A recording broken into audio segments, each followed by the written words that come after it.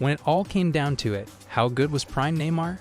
Although there has been much discussion about how he hasn't lived up to his potential, Neymar's story began in his home country of Brazil. Born on February 5, 1992, Neymar's ascent to the top was almost supernatural. His family had to work hard to make ends meet, and although he grew up in a poor neighborhood in Sao Paulo, he never let that stop him from trying to be a positive role model and see how he could help his family. The reason he remained upbeat throughout was that he had discovered the one thing that would enable him to succeed: football. At the age of 11, Neymar was among the best players in the streets of Sao Paulo, all thanks to his father, Neymar Sr., a former professional football player. Neymar took his training sessions seriously, which led to Santos scouting him. At Santos, Neymar kept improving, and pretty soon, the coaches were convinced he was going to be a star. It wasn't just them, though. Abroad, Neymar's talent has been attracting curiosity all around. After watching him play for a few weeks, Real Madrid scouts in Brazil were certain that he was a player of the future. Neymar thus had the opportunity to become a future star at the largest European club on the continent after they arranged the deal. Madrid was the venue for the trial. Neymar went there with his father, passed the exam because he could play, and the agreement to move to Madrid was completed. All that was left was for Neymar to sign, but at the last minute, he changed his mind. Neymar wanted to go back to Santos and asked the club to match Madrid's offer for him, which they did. And like that, the deal to Real Madrid was off, and he was back in Brazil. On his return to Santos, Neymar was a different animal. The year was 2009 now, and at 17, Neymar made his debut for the Santos senior team.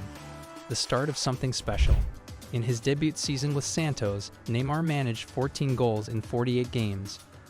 For a 17-year-old to be registering double-digit numbers in goals at the time, this was a very impressive feat.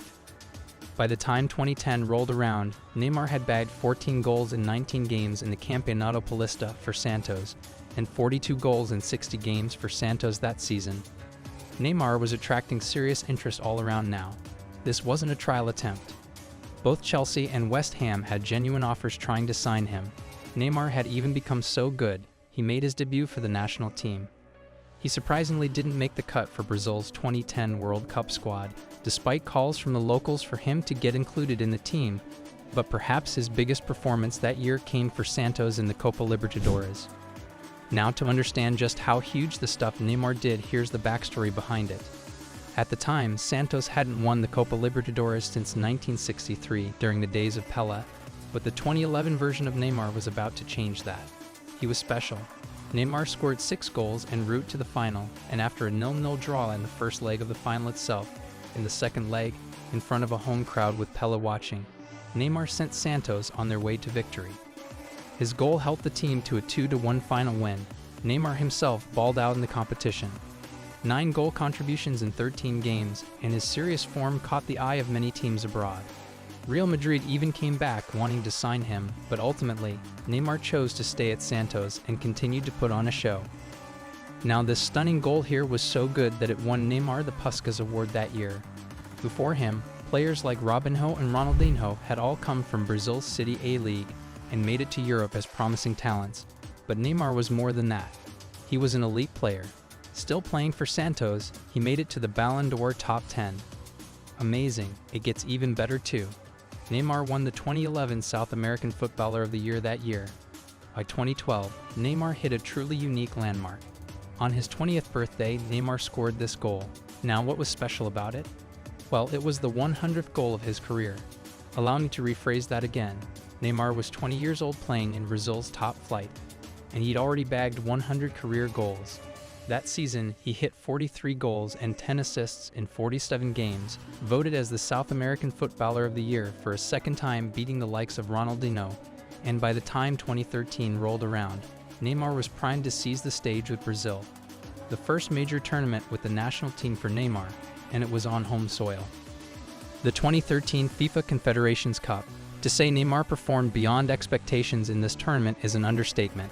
He was on a completely different level for Man of the Match awards, 4 goals and 2 assists in 5 games, including a goal in the final versus a peak Spain team. After this performance, it was clear to both Neymar and his team that he wasn't going to remain at Santos for long. Now clubs were ready to go all out to get his signature, but one club managed to beat the rest at the end of the 2012-13 season and paid $57 million to make Neymar their latest acquisition. His World Cup dream was over. Brazil managed to win the match 2-1, but in the semifinal, the first match of the competition, they were playing without Neymar. Brazil suffered its biggest defeat in World Cup history. They lost 7-1 to Germany. Neymar's focus was now on getting back to the level he was at Santos before leaving and recovering from his injury, which he managed to. And in the season that followed next, Neymar became part of a trio that dominated European football. In the 2014-15 season, Barcelona won the treble of La Liga, the Copa del Rey, and the UEFA Champions League, and Neymar played a starring role in that. He had 22 goals and 9 assists in 33 La Liga matches, 7 goals and 1 assist in 6 Copa del Rey matches, and in the Champions League, his 10 goals in 12 matches meant he finished as the joint top scorer in the competition, alongside Lionel Messi. And hey, Neymar even scored in the final, the goal that effectively sealed the win for Barcelona. Together with Messi and Luis Suarez, Neymar's role in the MSN was to become the exciting part of an attacking trio everyone tuned in to watch week in and week out. They won, and Neymar continued to succeed both on a collective and individual level. He finished third in the Ballon d'Or nominations for that year, and in 2016, he captained Brazil to history. This goal in the men's Olympics football final versus Germany secured Brazil's first ever gold medal at the event, 2 years on from that humiliating defeat versus Germany. And with Neymar in the team, they were now men's Olympic champions. The 2016-17 season was a crucial one for Neymar, one that, looking back at it now, changed everything. See, Neymar up to this point was seen as part of that exciting attacking trio, but on an individual level at Barcelona, he simply couldn't escape Lionel Messi's shadow, and he confirmed this himself in that epic Champions League match versus PSG. After losing his first leg 4-0, Neymar sparked a revival in the second leg. He scored 2 goals and provided another 2 assists as Barca won 6-1, and pulled off a miraculous comeback to turn around a 4-0 deficit on the night. Anyone who watched this game knows Neymar was the obvious star of the show, but when the headlines came out the next day on the front pages of the papers, you can kinda guess what happened next.